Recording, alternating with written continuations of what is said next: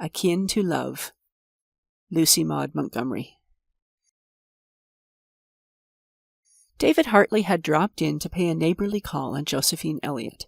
It was well along in the afternoon, and outside in the clear crispness of a Canadian winter, the long blue shadows from the tall fir trees behind the house were falling over the snow. It was a frosty day, and all the windows of every room where there was no fire were covered with silver palms. But the big, bright kitchen was warm and cozy, and somehow seemed to David more tempting than ever before, and that is saying a good deal. He had an uneasy feeling that he had stayed long enough and ought to go. Josephine was knitting at a long grey sock, with doubly aggressive energy, and that was a sign that she was talked out. As long as Josephine had plenty to say, her plump white fingers, where her mother's wedding ring was lost in dimples, moved slowly among her needles. When conversation flagged, she fell to her work as furiously as if a husband and half a dozen sons were waiting for its completion. David often wondered in his secret soul what Josephine did with all the interminable grey socks she knitted. Sometimes he concluded that she put them in the home missionary barrels, again that she sold them to her hired man. At any rate, they were very warm and comfortable looking, and David sighed as he thought of the deplorable state his own socks were generally in. When David sighed, Josephine took alarm. She was afraid David was going to have one of his attacks of foolishness. She must head him off some way, so she rolled up the grey sock, stabbed the big pudgy ball with her needles, and said she guessed she'd get the tea. David got up. "Now, you're not going before tea," said Josephine hospitably. "I'll have it all ready in no time." "I ought to go home, I suppose," said David, with the air and tone of a man dallying with a great temptation. "Zilla'll be waiting tea for me, and there's the stock to tend to." "I guess Zillah won't wait long," said Josephine. She did not intend it at all, but there was a certain scornful ring in her voice. "You must stay. I've a fancy for company to tea." David sat down again. He looked so pleased that Josephine went down on her knees behind the stove, ostensibly to get a stick of firewood, but really to hide her smile. "I suppose he's tickled to death to think of getting a good square meal, after the starvation rations Zillah puts him on," she thought. But Josephine misjudged David just as much as he misjudged her. She had really asked him to stay to tea out of pity, but David thought it was because she was lonesome, and he hailed that as an encouraging sign. And he was not thinking about getting a good meal either, although his dinner had been such a one as only Zillah Hartley could get up. As he leaned back in his cushioned chair and watched Josephine bustling about the kitchen, he was glorying in the fact that he could spend another hour with her, and sit opposite to her at the table while she poured his tea for him and passed him the biscuits, just as if... Here Josephine looked straight at him with such intent and stern brown eyes that David felt she must have read his thoughts, and he coloured guiltily. But Josephine did not even notice that he was blushing. She had only paused to wonder whether she would bring out cherry or strawberry preserve, and, having decided on the cherry, took her piercing gaze from David without having seen him at all. But he allowed his thoughts no more vagaries. Josephine set the table with her mother's wedding china. She used it because it was the anniversary of her mother's wedding day, but David thought it was out of compliment to him. And as he knew quite well that Josephine prized that china beyond all her other earthly possessions, he stroked his smooth-shaven, dimpled chin with the air of a man to whom is offered a very subtly sweet homage.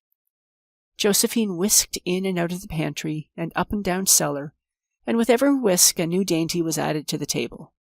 Josephine, as everybody in Meadowby admitted, was past mistress in the noble art of cookery. Once upon a time rash matrons and ambitious young wives had aspired to rival her, but they had long ago realized the vanity of such efforts and dropped comfortably back to second place. Josephine felt an artist's pride in her table when she set the teapot on its stand and invited David to sit in. There were pink slices of cold tongue and crisp green pickles and spiced gooseberry, the recipe for which Josephine had invented herself, and which had taken first prize at the provincial exhibition for 6 successive years. There was a lemon pie, which was a symphony in gold and silver, biscuits as light and as white as snow, and moist, plummy cubes of fruit-cake. There was the ruby-tinted cherry preserve, a mound of amber jelly, and, to crown all, steaming cups of tea in flavor and fragrance unequaled. And Josephine, too, sitting at the head of the table, with her smooth, glossy crimps of black hair and cheeks as rosy clear as they had been 20 years ago, when she had been a slender slip of girlhood and bashful young David Hartley had looked at her over his hymn book in prayer meeting and tramped all the way home a few feet behind her, because he was too shy to go boldly up and ask if he might see her home. All taken together, what wonder if David lost his head over that tea-table, and determined to ask Josephine the same old question once more. It was 18 years since he had asked it for the first time, and 2 years since the last. He would try his luck again. Josephine was certainly more gracious than he remembered her to ever have been before. When the meal was over, Josephine cleared the table and washed the dishes. When she had taken a dry towel and sat down by the window to polish her china, David understood that his opportunity had come. He moved over and sat down beside her on the sofa by the window. Outside, the sun was setting in a magnificent arch of light and color over the snow-clad hills and deep blue St. Lawrence Gulf. David grasped at the sunset as an introductory factor.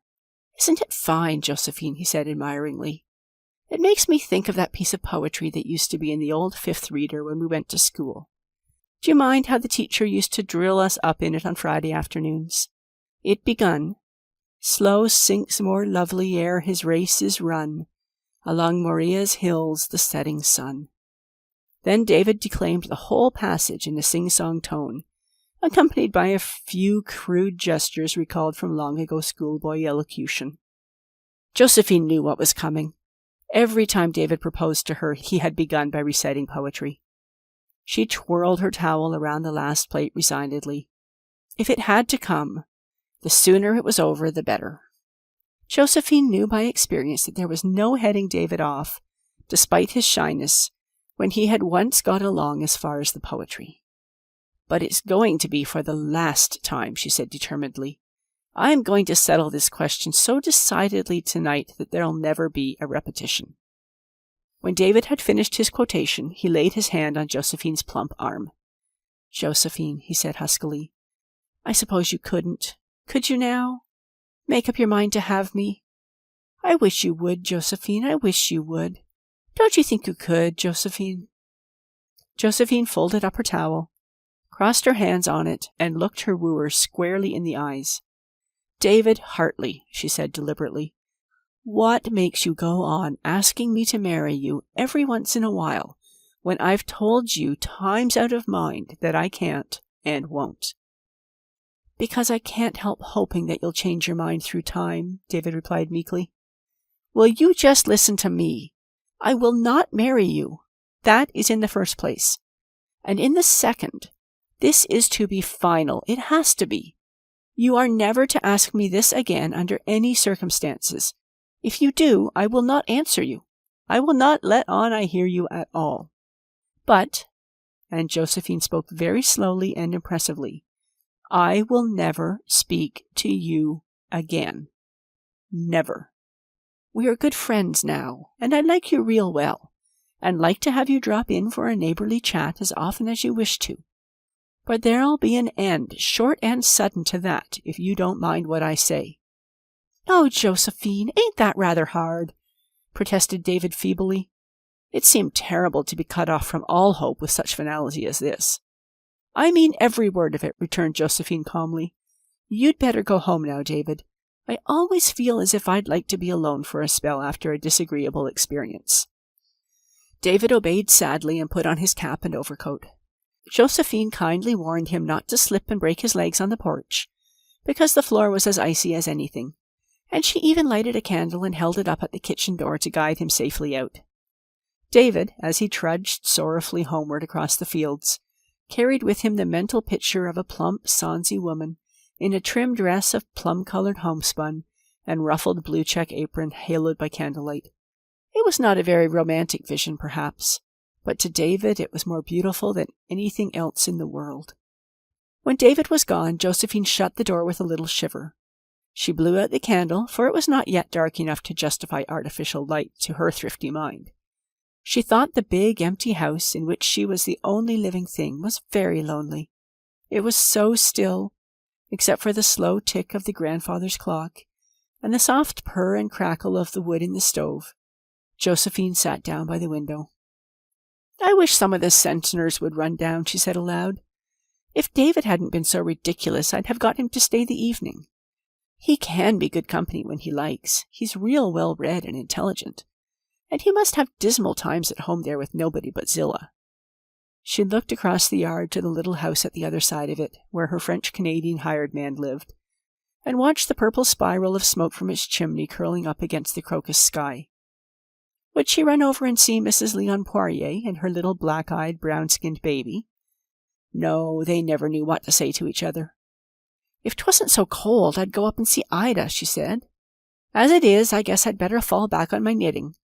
For I saw Jimmy Centner's toes sticking through his socks the other day. How set-back poor David did look, to be sure. But I think I've settled that marrying notion of his once and for all, and I'm glad of it." She said the same thing next day to Mrs. Tom Centner, who had come down to help her pick her geese. They were at work in the kitchen with a big tub full of feathers between them, and on the table a row of dead birds, which Leon had killed and brought in. Josephine was enveloped in a shapeless print wrapper, and had an apron tied tightly around her head to keep the down out of her beautiful hair, of which she was rather proud. "What do you think, Ida?" she said, with a hearty laugh at the recollection. "David Hartley was here to tea last night and asked me to marry him again. There's a persistent man for you. I can't brag of ever having had many beaux, but I've certainly had my fair share of proposals." Mrs. Tom did not laugh. Her thin little face, with its faded prettiness, looked as if she never laughed. "Why won't you marry him?" she said fretfully. "Why should I?" retorted Josephine. "Tell me that, Ida Centner." "Because it is high time you were married," said Mrs. Tom decisively. "I don't believe in women living single, and I don't see what better you can do than take David Hartley."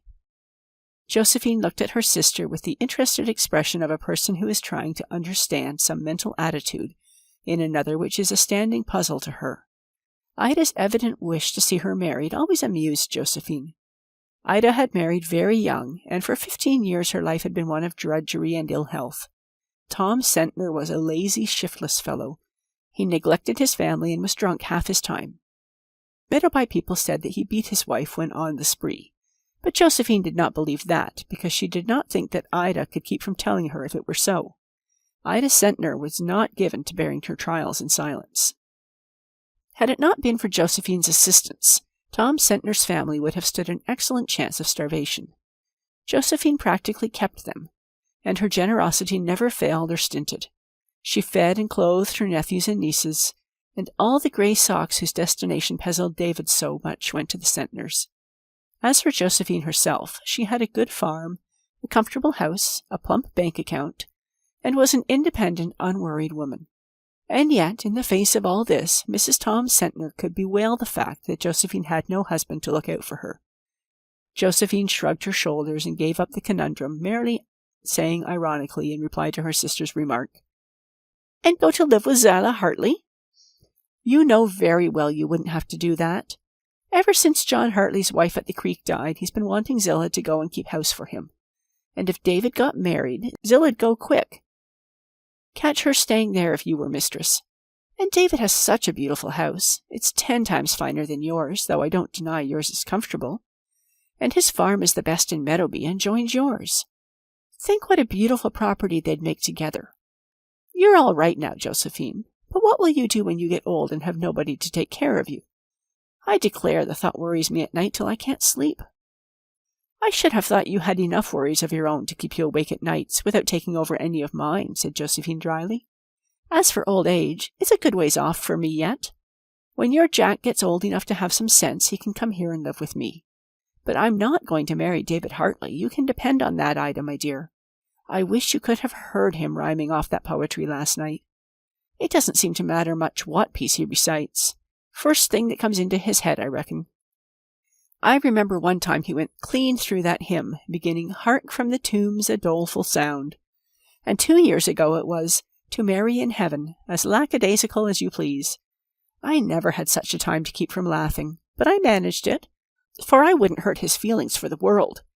No, I haven't any intention of marrying anybody, but if I had, it wouldn't be dear old sentimental, easygoing David. Mrs. Tom plucked a goose down on the bench with an expression which said that she, for one, wasn't going to waste any more words on an idiot.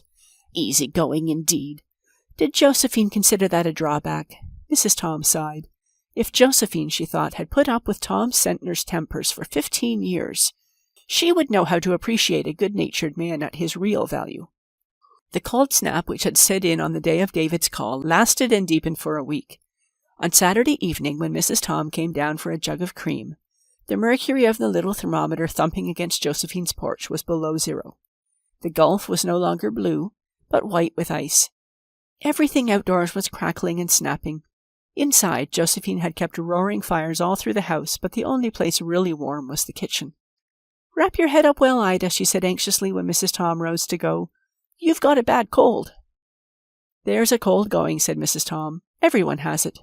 David Hartley was up at our place today barking terrible, a real churchyard cough, as I told him. He never takes any care of himself. He said Zillah had a bad cold too. Won't she be cranky while it lasts?" Josephine sat up late that night to keep the fires on. She finally went to bed in the little room opposite the big hall stove, and she slept at once and dreamed that the thumps of the thermometer flapping in the wind against the wall outside grew louder and more insistent until they woke her up. Someone was pounding on the porch door. Josephine sprang out of bed and hurried on her wrapper and felt shoes. She had no doubt that some of the Sentners were sick. They had a habit of getting sick at about that time of night. She hurried out and opened the door, expecting to see hulking Tom Sentner, or perhaps Ida herself, big-eyed and hysterical. But David Hartley stood there, panting for breath. The clear moonlight showed that he had no overcoat on, and he was coughing hard. Josephine, before she spoke a word, clutched him by the arm and pulled him in out of the wind. "For pity's sake, David Hartley, what is the matter?" "Zillah's awful sick," he gasped. "I came here because 'twas nearest. Oh, won't you come over, Josephine? I've got to go for the doctor, and I can't leave her alone. She's suffering dreadful. I know you and her ain't on good terms, but you'll come, won't you?" "Of course I will," said Josephine sharply. "I'm not a barbarian, I hope, to refuse to go to the help of a sick person if 'twas my worst enemy. I'll go in and get ready, and you go straight to the hall stove and warm yourself. There's a good fire in it yet. What on earth do you mean, starting out on a bitter night like this without an overcoat or even mittens, and you with a cold like that?" "I never thought of them. I was so frightened," said David apologetically. "I just lit up a fire in the kitchen stove as quick's I could and run. It rattled me to hear Zillah moaning so's you could hear her all over the house." "You need someone to look after you as bad as Zillah does," said Josephine severely. In a very few minutes she was ready, with a basket packed full of homely remedies. "For like as not there'll be no putting one's hand on anything there," she muttered. She insisted on wrapping her big plaid shawl around David's head and neck, and made him put on a pair of mittens she had knitted for Jack Sentner. Then she locked the door and they started across the gleaming crusted field. It was so slippery that Josephine had to cling to David's arm to keep her feet. In the rapture of supporting her, David almost forgot everything else. In a few minutes they had passed under the bare, glistening boughs of the poplars on David's lawn, and for the first time Josephine crossed the threshold of David Hartley's house. Years ago, in her girlhood, when the Hartleys lived in the old house and there were half a dozen girls at home, Josephine had frequently visited there. All the Hartley girls liked her except Zillah. She and Zillah never got on together. When the other girls had married and gone, Josephine gave up visiting there. She had never been inside the new house, and she and Zillah had not spoken to each other for years. Zillah was a sick woman, too sick to be anything but civil to Josephine. David started at once for the doctor at the creek, and Josephine saw that he was well wrapped up before she let him go. Then she mixed up a mustard plaster for Zillah and sat down by the bedside to wait. When Mrs. Tom Sentner came down the next day, she found Josephine busy making flaxseed poultices, with her lips set in a line that betokened she had made up her mind to some disagreeable course of duty. "Zillah has got pneumonia bad," she said in reply to Mrs. Tom's inquiries. "The doctor is here and Mary Bell from the creek. She'll wait on Zillah, but there'll have to be another woman here to see to the work. I reckon I'll stay. I suppose it's my duty, and I don't see who else could be got. You can send Mamie and Jack down to stay at my house until I can go back. I'll run over every day and keep an eye on things." At the end of a week, Zillah was out of danger. Saturday afternoon, Josephine went over home to see how Mamie and Jack were getting on. She found Mrs. Tom there. and the latter promptly dispatched Jack and Mamie to the post office that she might have an opportunity to hear Josephine's news. "I've had an awful week of it, Ida," said Josephine solemnly, as she sat down by the stove and put her feet up on the glowing hearth. "I suppose Zillah is pretty cranky to wait on," said Mrs. Thompson pathetically. "Oh, it isn't Zillah. Mary Bell looks after her. No, it's the house. I've never lived in such a place of dust and disorder in my born days. I'm sorrier for David Hartley than I ever was for anyone before." "I suppose he's used to it," said Mrs. Tom with a shrug. "I don't see how anyone could ever get used to it," groaned Josephine. "And David used to be so particular when he was a boy. The minute I went there the other night, I took in that kitchen with a look. I don't believe the paint has even been washed since the house was built. I honestly don't. And I wouldn't like to be called upon to swear when the floor was scrubbed either. The corners were just full of rolls of dust. You could have shoveled it out. I swept it out the next day, and I thought I'd be choked. As for the pantry, well, the less said about that, the better. And it's the same all through the house. You could write your name on everything. I couldn't so much as clean up. Zillah was so sick there couldn't be a bit of noise made. I did manage to sweep and dust, and I cleaned out the pantry.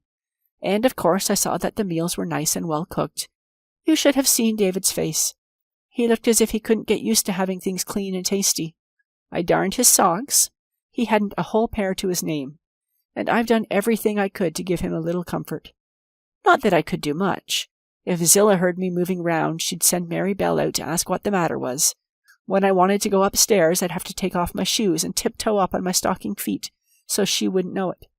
And I'll have to stay there another fortnight yet. Zillah won't be able to sit up till then. I don't really know if I can stand it without falling to and scrubbing the house from garret to cellar in spite of her." Mrs. Tom Sentner did not say much to Josephine. To herself, she said complacently, "She's sorry for David. Well, I've always heard that pity was akin to love. We'll see what comes of this." Josephine did manage to live through that fortnight. One morning she remarked to David at the breakfast table, "Well, I think that Mary Bell will be able to attend to the work after today, David. I guess I'll go home tonight." David's face clouded over. "Well, I suppose we oughtn't keep you any longer, Josephine. I'm sure it's been awful good of you to stay this long. I don't know what we'd have done without you." "You're welcome," said Josephine shortly. "Don't go for to walk home," said David. "The snow is too deep. I'll drive you over when you want to go." "I'll not go before the evening," said Josephine slowly. David went out to his work gloomily. For 3 weeks he had been living in comfort. His wants were carefully attended to, his meals were well cooked and served, and everything was bright and clean. And more than all, Josephine had been there, with her cheerful smile and companionable ways. Well, it was all ended now. Josephine sat at the breakfast table long after David had gone out. She scowled at the sugar bowl and shook her head savagely at the teapot. "I'll have to do it," she said at last. "I'm so sorry for him that I can't do anything else." She got up and went to the window, looking across the snowy field to her own home, nestled between the grove of firs and the orchard. "It's awful snug and comfortable," she said regretfully, "and I've always felt set on being free and independent, but it's no use. I'd never have a minute's peace of mind again thinking of David living here in dirt and disorder, and him being so particular and tidy by nature. No, it's my duty, plain and clear, to come here and make things pleasant for him. The pointing of Providence, as you might say. The worst of it is, I'll have to tell him so myself. He'll never dare to mention the subject again after what I said to him that night he proposed last. I wish I hadn't been so dreadful emphatic. Now I've got to say it myself, if it is ever said. But I'll not begin by quoting poetry, that's one thing sure." Josephine threw back her head, crowned with its shining braids of jet-black hair, and laughed heartily. She bustled back to the stove and poked up the fire. "I'll have a bit of corned beef and cabbage for dinner," she said, "and I'll make David that pudding he's so fond of. After all, it's kind of nice to have someone to plan and think for. It always did seem like a waste of energy to fuss over cooking things when there was nobody but myself to eat them." Josephine sang over her work all day, and David went about his with the face of a man who is going to the gallows without benefit of clergy. When he came in to supper at sunset, his expression was so woebegone that Josephine had to dodge into the pantry to keep from laughing outright.